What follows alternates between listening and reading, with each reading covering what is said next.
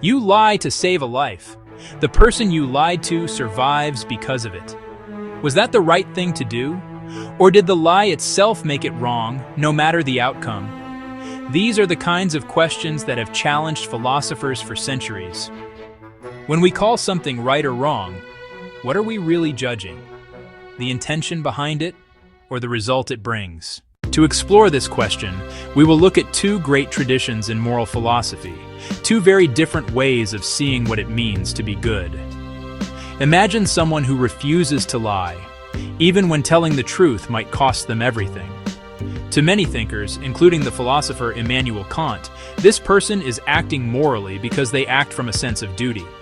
Not for reward, not out of fear, but out of respect for what is right. In this view, morality does not depend on what happens next. It depends on the will that drives the action. A good intention, guided by principle, is what gives an action its moral worth.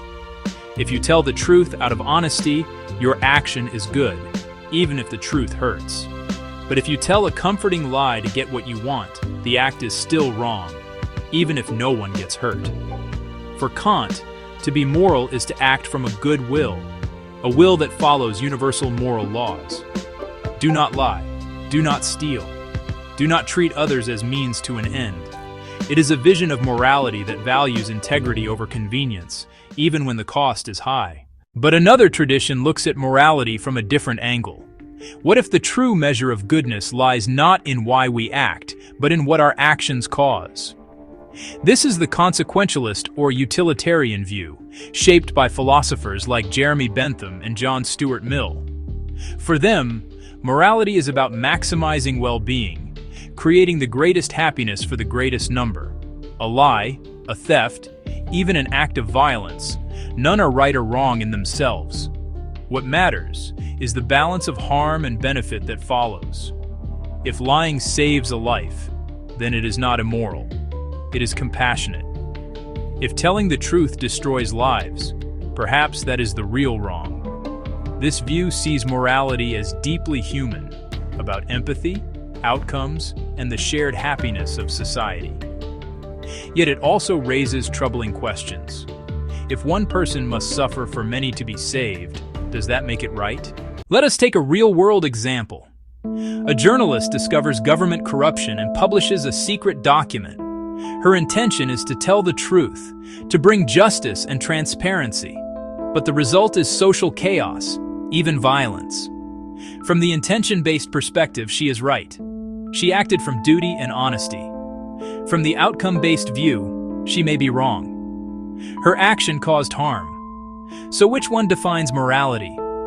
The heart that acts, or the world it leaves behind? Human life is full of these moments where principle and consequence pull in opposite directions.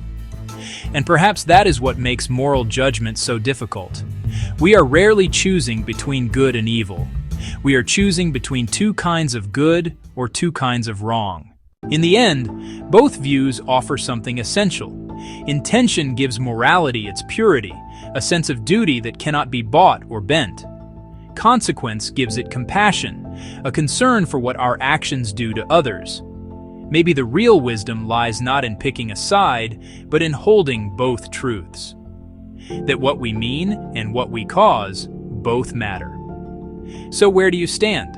Would you rather live by unbreakable principles or by compassion guided by results?